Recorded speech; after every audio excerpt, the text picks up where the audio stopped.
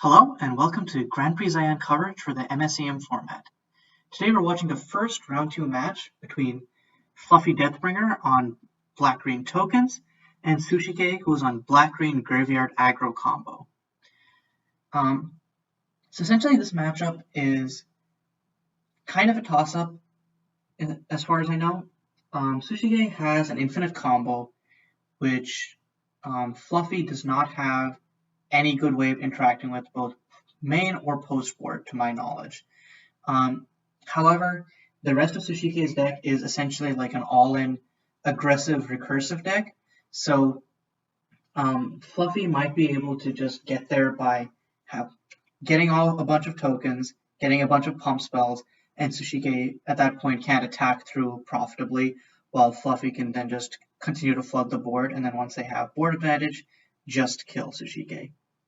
But it still is rough for Fluffy, because while most aggro decks don't want to trade in the way, because usually tokens will just create a bunch of cards with or a bunch of tokens with one card and thereby retain card advantage. Sushike actually has a lot of recursive cards like Determined Evangel, which they can cast from their graveyard. So trading, while it usually would be in the tokens player favor, is now kind of balanced after Sushike, and Fluffy can't rely on just stalling out the board, because Sushike can eventually just draw the combo and then win. So right now we see, surprisingly though, Sushike is this turn 3. Sushike's turn 3, they still don't have a play. That's really surprising given how low the deck's curve is. Okay, they're playing Tormenting Voice. Discarding Desert Slaughterer. Now, if I remember correctly, Desert Slaughterer is one piece of the combo. With Desert Slaughterer in the graveyard and basically a sack outlet, Merchant of False Lives in this case, and Disease Prophet both on the field, you sack Disease Prophet 2 Merchant of False Lives and to mill your opponent, essentially. Disease Prophet has Undying, so which usually means that when it dies, it'll come back. However, what you can do is with Desert Slaughterer, you can remove the +1/+1 counter so that you get infinite Undying with Disease Prophet, and then you win either through your opponent losing 20 life from Disease Prophet, or your opponent being milled out by Merchant of False Lives. Important to note is that while Merchant of False Lives does end up getting stonewalled by Guiding Light, which is not relevant in this matchup, but generally like hexproof effects, Disease Prophet just says each opponent, so hexproof type effects don't affect it. Anyway, so what we're seeing here is, Fluffy had a big play. End of Sushike's turn, they played Seed Call to create 3 plant tokens, and then played Nomadic Patriarch. This is the exact line that Fluffy wants, because this means they can swing out for 9 damage, or not 9 damage, because actually these plants are all 0-1s, but for 6 damage turn 3. So essentially what Nomadic Patriarch does is, when it enters the battlefield, you can put a +1/+1 counter on it, or create a citizen token, and whenever Nomadic Patriarch, whenever a token you control attacks or blocks, it gets +1/+1 for each, for basically the power of Nomadic Patriarch.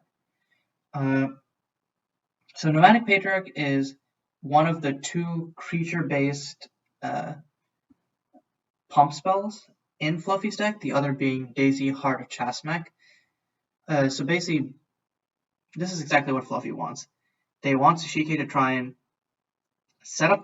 waste time trying to set up the combo, because Sushike still needs at least 2 turns to set up the combo here, and they don't see if they haven't played out Merchant of False Lives yet, which is a really bad sign. They need to either play Merchant of False Lives here.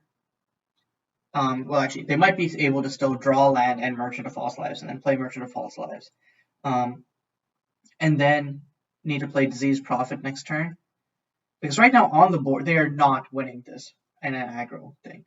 Okay, they're playing Engrave to destroy Nomadic Patriarch. This is a good move because it puts all of Fluffy's tokens back to 0-1. However, Sushike is now down to 10. Yeah, that puts him down to 10 life.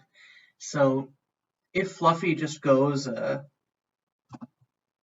they just play, what is the name? If there's a 1-mana card which creates, yeah, if they just play Sprouting on, oh, Sprouting is not an instant. If Sprouting was an instant, they could play it on end step here and then play Daisy or Nomadic Patriarch next turn and then kill. As it is, though, if Fluffy has another pump spell here, they're in a very good spot. Otherwise, that could really stymie them and give Sushike time to like dig for the combo. They're tapping a green-black, but it's not a Nomadic Patriarch. Instead, it's going to be a Splitting Bloom. So Saplings, at least, they themselves have 1 power. So next turn, Fluffy will have something to swing it. But this is the real problem with black-green tokens. While it is like very resistant to like traditional aggressive decks, if you manage to kill any of its pump creatures, all of its creatures are mostly, because of how wide the deck tries to go, it has to forego creating 1/1 tokens for 0/1s in some cases, which is what you're seeing here.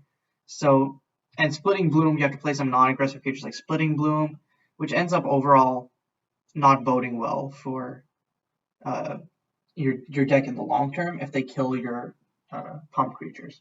Anyway, so oh my god, okay, so Sushike does get out Merchant of False Lives. Now the last thing they need is a Diseased Prophet. Okay, they have a Departed Evangel to block with. And playing Departed Evangel is a really good move here, because I believe that all of Fluffy's removal is not point and click, it's actually edicts. Oh no, they have 3 Path of Mortality. I was wrong. So they have 3 Path of Mortality, but if they have Exeunt, playing the Departed Evangel there protects against Exeunt. Oh, and they had a Ceaseless Stalker. What happened there? How did they manage to play Ceaseless Stalker?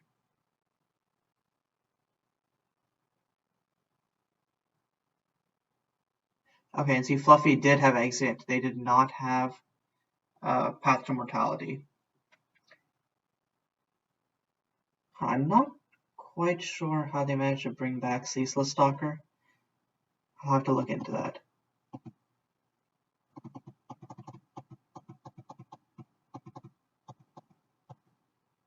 Oh, sorry, Departed Evangel was already in their graveyard. That was my mistake. They must have, I thought they could cast her in their hand. They must have milled it before, or not milled it. They must have discarded it before the Tormenting Voice. Okay, so we see a villain, and Villain's the musical. Sushike down to 8 life, but also, how many cards does Sushike? Sushike has 4 cards in hand. If any one of those is Diseased Prophet, this game is over. Especially because, see, Fluffy could have at least tried to signal a Path to Mortality by keeping one of their black lands up, and then try to make Sushike try to play around it. Now we know definitively that Fluffy has nothing they can do at instant speed, or at least nothing they can do with interact with the combo. Okay, so playing Ceaseless Stalker from hand means they don't have the combo yet, which is a very good sign for Fluffy. In fact, I believe if Fluffy... oh, they're milling themselves for 4. Now, why would they do that? I guess... well, they only milled lands in a Cathartic Reunion.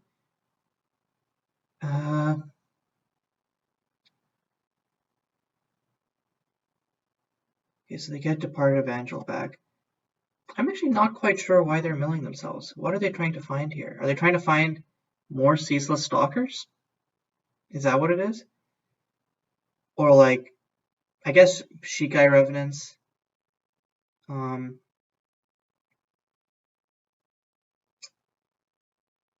Yeah, I don't think they have anything else that's recursive. Diseased Prophet itself isn't recursive, so... do they have something that returns a card from their graveyard to the hand? They don't, so I'm not quite sure why they were milling themselves. It just seems like pointless. Oh, wow. That Boundless Evolution. And how much does that drain? That drains them for 5. And does Sushike have enough blockers for this? So Fluffy can only swing for 3, and Sushike has enough blockers for that. Next turn, however, Sushike is... Oh no! Splitting Bloom to cast something else?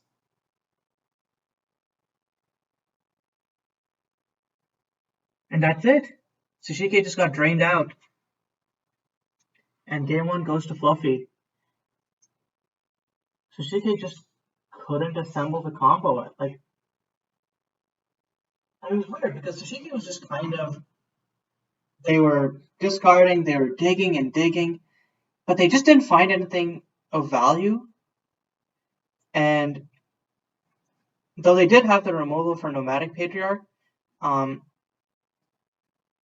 wants to be the fast deck here. It wants to be a fast combo deck or just something that clogs up the board instantly so it can find its combo. But Sushike just couldn't find the last piece there. And I'm wondering if something like Wealth of the Underbrush would be good in this deck, because if milling themselves is a plan, so Wealth of the Underbrush is basically a black-green sorcery. You mill yourself for 5, and then return a permanent card from your graveyard to your hand. Which, given the rest of the deck composition, seems like it might be good. Something like that might even let Sushike not have to splash red for Cathartic Reunion and Tormenting Voice. Especially because this is a aggressively oriented deck, and having to run what is effectively 3 colors is not a good look. So I'm not sure. Are they only running? They're only running green for Nightmare Riders. Interesting. But yeah, maybe that could be the shift that they need to make. Oh, they're running green for Branching Crossroads as well. That only lets them bring back Snowlands. Yeah, it definitely feels like they could, at the very least, replace Branching Crossroads with that card I just mentioned, whose name I've forgotten. Oh yeah, Wealth of the Underbrush. Anyway, so looking at sideboard for game 2, Sushike, Just Business is not coming in. Memento Mori, probably not coming in. Wicked Weaving is, I think, for sure coming in just as like a hedging my bet. Wicked Weaving and Shadow Sky, just as like hedging my bets type option. Other than that, I don't. Maybe Imperial Siege, but Fluffy is on a 2-color deck. I don't think their Imp Siege is going to slow them down enough. Yeah, so probably Shadow Sky and Wicked Weaving in, and then some of their like Aguri is more of like you want it against like bigger decks like Control or like mid range versus you can I guess you could technically grab a Nomadic Patriarch or a Daisy, but it's usually not going to be very relevant. Other than that, I'm not sure what will come out. That depends on how they want to play the deck, basically. But I'd assume some of like the high, like something like Ravencaller or like a Turned Watcher. Meanwhile, on Fluffy's end, I think Cold Grave is coming in for sure. Smoke's Whispers, I'm not sure what you could steal with Smoke's Whispers here. I guess if you get 2 Smoke's Whispers, you could steal both of their Disease Prophets and cut them off the combo, so Fluffy might try to do that. Anyways, turn 1, Sushike cast Departed Evangel to start going with the more aggressive start compared to last game, where Sushike didn't have a play for the first 2 turns, which is, given how low the curve of the deck is, like, I'm inclined to believe that, like, Sushike just got really shafted with their hand last time. Like, they have 12 1-drops here. 12. And then you look at 2-drops, they have, like, most of their deck is 2-drops. There are very few 3-drops, and Ravencaller is not something you want in hand. You want to send it to the grave. So you're not really thinking of casting it. But yeah, you have a bunch of stuff on 2, like maybe like 3 cards on 3. But yeah, not having a play on the first 2 turns either means they were color screwed or they just really got some unlucky draws. Probably had Ravencaller and like Turned Watcher or something in hand. Anyways, it looks like Fluffy is going to be coming back in a little bit, but in the meantime, I'm trying to think of what lines Fluffy has here that win them a game as early as possible. And I'm also considering, like, okay, one more thing to consider is would they bring in one and done to take out combo pieces? I doubt it because it's a very slow card, but they might do it to move out Exit because Exit is not as strong in this matchup where Sushike has so much recursion. Path to Mortality exiling makes a lot more sense.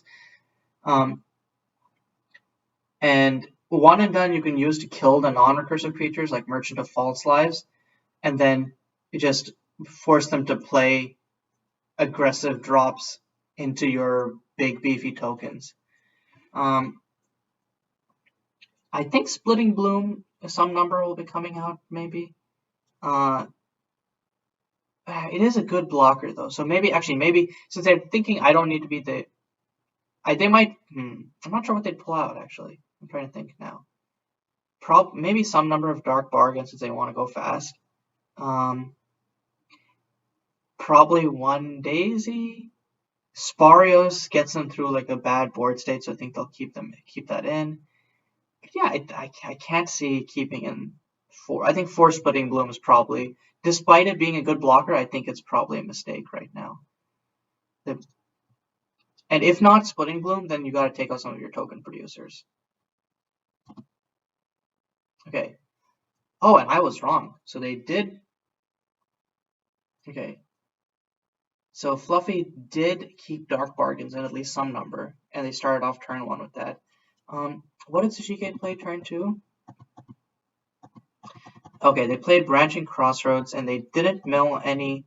They unfortunately milled Cathartic, Aguri, and Merchant. You don't want to mill your Merchants, and not seeing any more Snowlands is a big blow. Okay, nice. And so Fluffy has a Cold Grave, which is really good right now because it's a low commitment way for Fluffy to deal with, let's say, like, well, the most important one is obviously Desert Slaughterer, but you can also, if Fluffy ends up having blockers for this Departed Evangel, they could deal with that too. It's just like it's like the sideboard card that you would most want to see. So Sushike plays a Shock Fetch.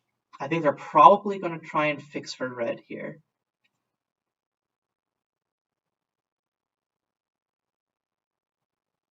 Yep, Lava Torn Fields. And they're going to play Cathartic Reunion? Yeah, Cathartic Reunion. And they're discarding 2 swamps, so I guess they were land flooded, but this lets them, which is interesting because they're a 19 land deck and they drew 5 of their lands. Not exactly what you want to see, but that's why I guess that's the power of Cathartic Reunion. It lets you really like minimize the amount of lands that you need to play, because once you hit 2, you can just immediately start wheeling through your deck.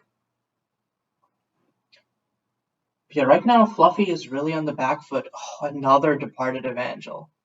And unlike Sushike, I don't believe Fluffy has wipes. Yeah. Fluffy has 0 wipes anywhere. So their entire game plan is, I'm going to get my creatures out and they're going to be bigger. Okay, Seed Call on end at least helps a little. Hopefully for Fluffy, this is going to be another Seed Call into Nomadic Patriarch line. Otherwise, I think Fluffy will likely just lose game 2 because of these Departed Evangel beats. Okay, hit their land drop.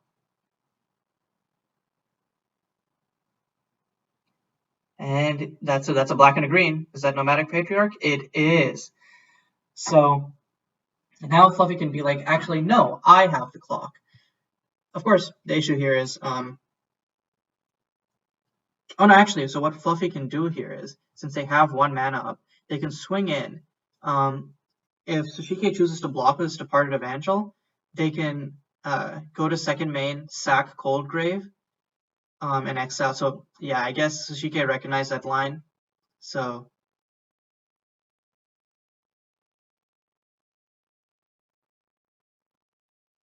yeah, Sushike recognized that line and didn't block. Yeah, that puts them so much on the back foot.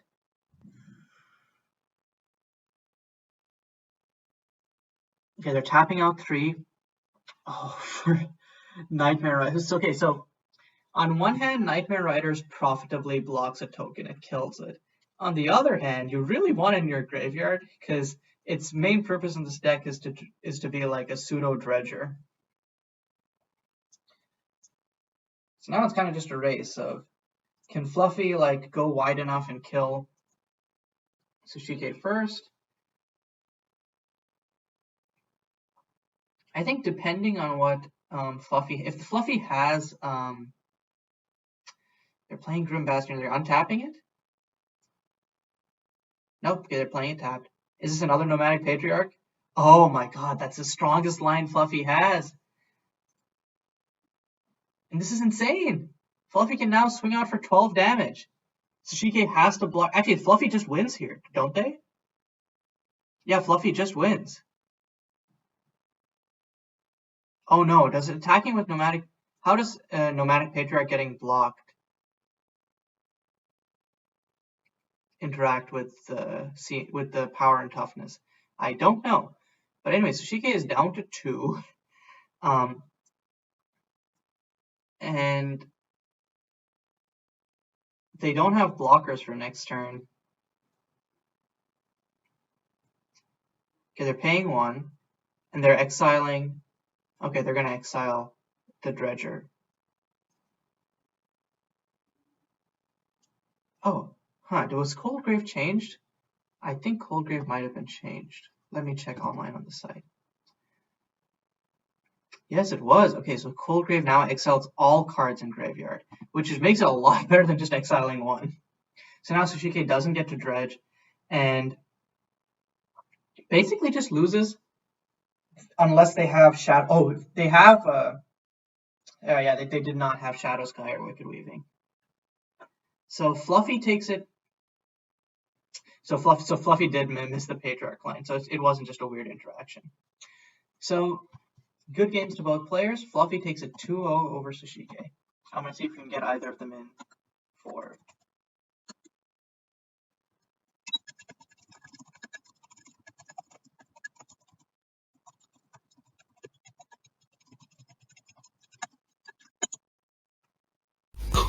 Yeah, hey. Hi, Fluffy. Congrats on the win there. Yeah, thanks. Is my mic coming through okay? You're fine. Okay, so. Oh, that's good.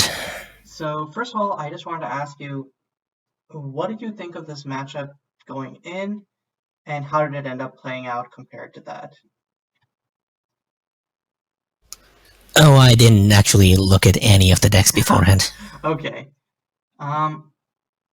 Yeah, I would say something cool like, and that's just how I roll, but I just forgot. Okay. So in sideboarding, I saw you definitely brought in Coldgrave, but did you bring in any like Smokes Whispers to potentially grab their win con? Like, I did bring in 3 Smokes Whispers. And did you have like any specific cards that you yourself would like to play, or is it mostly just to grab their win cons for the combo? Well, I figured it wouldn't be that useful to grab combo pieces, so I just figured I'd look at Ace's deck, see if she's got anything I could use. The Cathartic Reunions, maybe. Okay, cool. Like it's my general purpose sideboard deck against low curve decks. Okay, and like both games, you had Seed Call into Nomadic Patriarch. Is that kind of like is that like the play pattern you want? Yeah, that's like in every game. That's just like my god hand, my god initial hand. Like if I got that, I've got the 1-2 punch, I've got the board, pretty solid. Yeah, and I was thinking like the second game you kind of just had everything you needed, because Seed Call into Nomadic Patriarch makes it that you have a faster clock than the Departed Evangels. They decide to block the Departed Evangel and then try to recast them next turn. You have Coldgrave up to just exile it so that they have no chance of doing that. You just had all ankles of attack. Oh wait, shit, yeah, that's right. That's right, I should have won like a turn earlier. Departed Evangel can't block. Oh, Departed Evangel can't block at all. Yeah. The, Yeah, but I mean, well, it's on both of us. It's on me for not noticing it too, I guess. okay. So, Sushike, well, I'm going to ask the same question that I asked Fluffy, which is, well, what did you think about the matchup going in, and how did it end up playing out? Like, did it play? Yeah. Um, I went in feeling decent about it. Like I was like, okay, so this is a creature-based deck, and I can play fast. And it did not turn out that way because I did not. Going into the GP, I put my deck together and just threw it in there randomly. So obviously, it's not very streamlined per se, and I sort of that's kind of hitting on me now because now I can't get the pieces I need to be able to do what I want within the time that I need to do it. And then game 2 and game 3, I'm so susceptible to hate that it just makes it so much harder for me, which is kind of my problem in the second game. hmm Yeah, and it's like you can, but like you also like you can play like as an aggressive deck, but usually it feels like your main win con is searching for that combo because you unlike like the other aggressive decks we've seen here, you don't have like enough disruption or reach to actually like get those like last few points of damage in. So it's mostly like play aggressively to keep them on the back foot, so they have to play reactively rather than proactively, and then you can search up your combo. Yeah, the whole idea behind my deck is to just get a load of creatures out as soon as possible and just swing. I didn't really put much thought into it. That's my problem doing that, but I probably will add more disruptions to that Okay. when I'm going forward in stream one. But also, would it be possible to turn your mic up a little bit? Like you're hearable, but it's also like a little bit hard. Yeah, I can't hear you like at all. Is that good? Uh, about the same. If you could increase it a little bit more. If not, it's all good then. But like, That's full volume output. okay. Well, Is that still good? well, I can try another device if you want. what was that? I can try another device if you'd like. Nah, it's fine. I think like maybe like next time or whatever. But like I think for now it's just fine. No need to go to the effort. Oh yeah, actually, I just want to ask. Oh, the one thing I did want to ask before I just move on to like anything you guys want to say about the set is how did you sideboard Sushike? But yeah, I just sideboarded them all my board wipes because that's all I could really do. Yeah. I sideboarded in both of my Wicked Weavings because they're really useful in the matchup. I think like being able to kill all tokens when they're not being pumped with the creature. That's what I mean the creatures, but being able to kill them and gain life would be really beneficial to me. And with the flashback as well, I don't need to worry too much about them going to the graveyard, even though it's really expensive. If I can hold that out by playing one and then getting down a bit more and then playing another when I've got the mana, I can gain life from that. I think it's a bit easier on me to be able to play the longer game against the deck where they just want to keep on beating me, basically. Mm-hmm. And Shadow Sky is sort of a backup middle end type of thing, and also exiles the pump people. So yeah. Okay. Do you guys have anything else you guys want to talk about, like your decks or the matchup, or do you want to just wrap this up? Well, well, Is that well, like I was looking at it, and as soon as you put two of them down, I just realized, okay, this is a super cheap combo, and it can deal like a total of how much was it? 12 damage in one turn. Mm-hmm. I was just a bit like, okay, I can't deal with this. Yeah, tokens is like really strong until you have a wipe, and then you're just like, oh, they just immediately die. yeah, I mean, at first I was like, oh shit, it's a combo deck. I'm just going to die in one turn as soon as she gets it live. But then I Okay, didn't. what happened in game one? Because like I remember game one, Sushike, you didn't have a play until turn 3, which like, or like I don't remember you having a play until turn 3, which really shocked me because I was like, hold on, like. Yeah, well, I think I started the wind. or whatever the other one was, trying to fill up my graveyard with value and then bring out the some things to get that value back. That's what I was trying to do, but I don't think it worked as I expected it to. Yeah, I think one card that might be worth looking at for your deck is Wolf the Underbrush. I'm just dropping it in. Oh, oops. Well, Yeah, this card. And this card. Chat. I think because it allows you, because you're milling yourself, because you're milling yourself anyways. So this will let you just grab back whatever combo piece that you need from your graveyard, or combo piece that you need from your graveyard. Because that's exactly what I was looking for. Actually, I was looking for something to get my combo pieces back, like milling aggressively. Mm-hmm. I think that was my main fear, to not be able to combo off and to not be able to get my pieces because I'm milling too aggressively. But now I know that exists. I can work on making my deck a lot more aggressive now. So thanks for that. So do you think that if you were to remake this deck for the next GP set, do you think you'd keep it Jund, or do you think you'd streamline it to either black red or black green, or one of those? I was talking to Pip about it when I first tested the deck, when I first threw it together and was like, okay, I'm just gonna play it how it is. And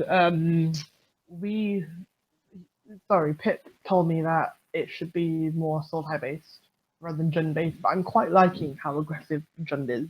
Mm-hmm.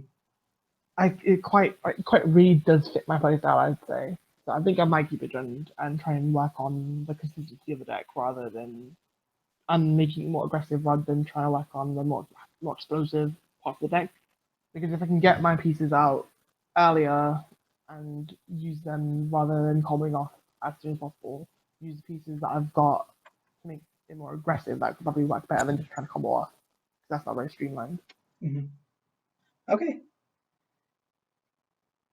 Yeah. Pepsi was like, well, that's my card. What's going on? Okay,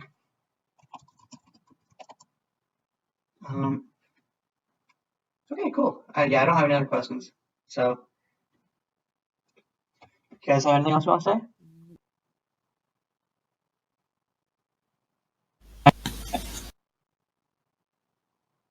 Well, I think that the deck was really interesting. It's not the kind of combo that I've actually ever seen before, so I hope it does well in the rest of the games. I don't think it will, but thank you. Okay, well. It's very, very on a whim. Well, good games, y'all, and good luck for the rest of the GP. I'm probably going to sign off right about here.